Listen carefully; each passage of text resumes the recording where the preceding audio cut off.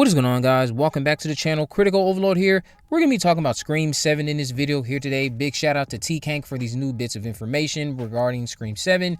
So Scream 7, we know, is still filming out in Atlanta. It is a year away from today, I think, is when it's supposed to drop. So I just wanted to do a video going over some things, speculating, sharing some stuff that should be confirmed soon, going back over rumors we've already heard.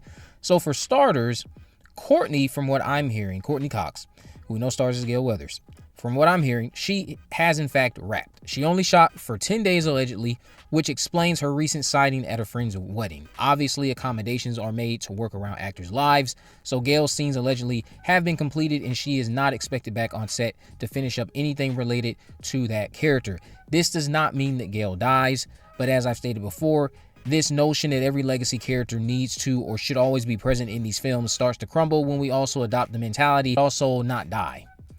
So if you keep wanting them to survive, the easiest way to guarantee survival is to stop including them in your narratives. A horror film should have stakes, and restricting Scream to just the likes of Sidney, Sam, Gale, etc. for them to live each time can become stale. It starts to convince your audience not even bother taking the threat of Ghostface seriously, because you keep bringing back people who we know are not going to die, and then you expect us to take them seriously knowing that they're going to ultimately fail in the end.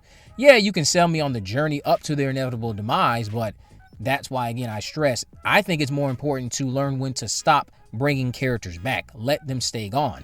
I think that's more important. But so many people, they have an unhealthy attachment to these characters, forgetting to remember that they are fictional. They do not exist. Sidney is a major comfort character to me, but I have not lost touch with reality. She doesn't exist. She's just a comfort character. Never will meet her. Hopefully one day I will meet Neve Campbell and tell her how much I love her amazing smile. But as far as meeting Sidney Prescott, it's never going to happen. She doesn't exist. I would just love to see these characters get the closure they deserve and stay gone from this franchise. Now, if you do kill Gale, you must ensure that she is respected and that it stays true to her character. For instance, if Gale had died during her Scream 4 attack, I wouldn't have had much to criticize there. I found her arc in that film to be engaging enough. Courtney Cox delivered a wonderful performance, and she was being off doing what she does best, trying to get a scoop. But of course, that was not her end. But had it have been her end, I don't think many people in the fandom would have said it was disrespectful to Gale. Yes, you would have had those who would just say it's disrespectful to kill any legacy star. They're not really trying to engage with the substance. They're just being closed-minded about it. I'm not really into that. So, another thing we're going to discuss is Tim Ives. Tim Ives has in fact been replaced by Ramsey Nichol as the cinematographer. If you recall, Tim Ives was originally attached to be the cinematographer, but that is no longer the case. It is in fact going to be Ramsey Nichol. Tim would have been a wonderful choice. I think his work on Stranger Things is incredible, and it was the main reason I look forward to seeing how he would have approached presenting Ghostface. Ramsey Nichol, I believe, just worked with Kevin Williamson on that Waterfront show Kevin has in the works, but I'm not too familiar with their style, so there's nothing for me to be excited about just yet. As long as the film doesn't look dull and lifeless, most will be fine, I'm sure, and it has great camera work featured throughout, and you present Ghostface in a menacing way, then it'll be a home run for many. I just am not familiar with Ramsey, so I have nothing to be excited about. Tim Ives, I was looking forward to that, so I am a little bit disappointed, but best of luck to you, Ramsey Nichol. Now, let's talk about Sidney Prescott. Sidney Prescott's alleged career right now involves owning a business. I shared a few months ago at this point that I had heard over the summer she'd potentially have some sort of business in the film. This is still needing to be confirmed by production, but apparently it's not that tavern location. It seems to be this local Pine Grove coffee shop named Little Latte.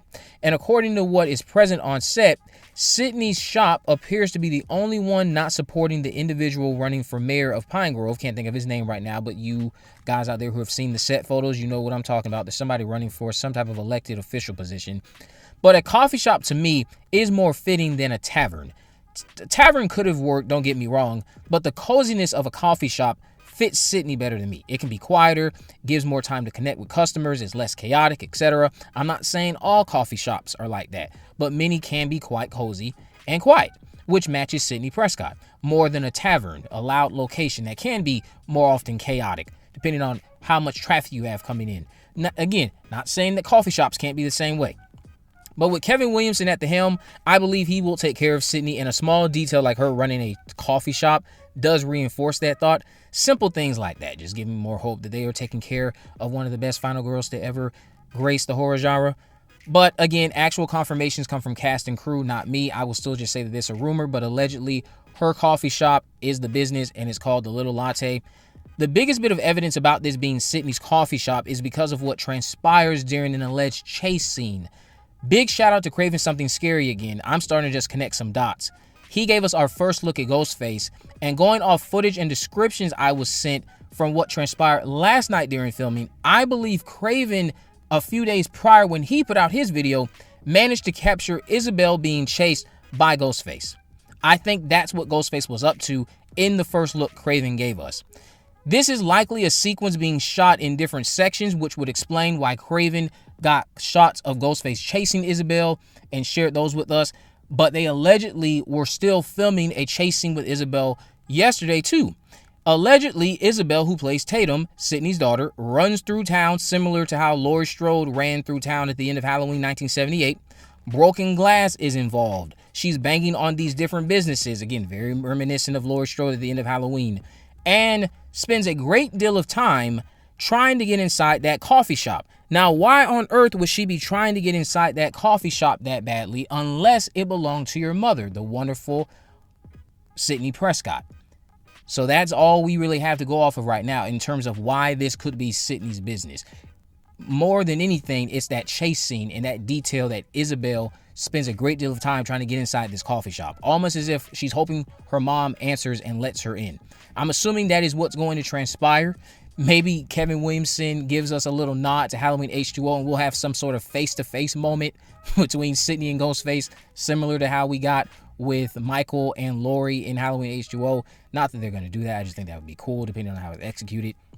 But yeah, that is really all I wanted to talk about in this video. You guys can let me know what you think about all of this down in the comment section below. What do you think about Sidney Prescott running a coffee shop? Do you think that's lame? Do you think it's staying true to the character? Do you think it's a disservice to the character? Let me know all that, why or why not, down below. What do you think about Isabel May's alleged chase scene? I did also hear the comparisons to Helen Shivers, but I don't think that's Isabel May. I think that was more so about McKenna Grace. I have not heard anything about McKenna Grace having some Helen Shivers-like chase scene, but that does not mean it's not true. Let me know what you think about all this down in the comment section below. If you haven't already, of course, make sure you subscribe, turn on post notification so you never miss a video. In the description, I have links to all my social media accounts. I'm on Facebook, Twitter, and Instagram. You can message me there to let me know if there's any movies, news, or reviews you'd like me to cover in the future. And with all that in mind, guys, I will see you in the next video.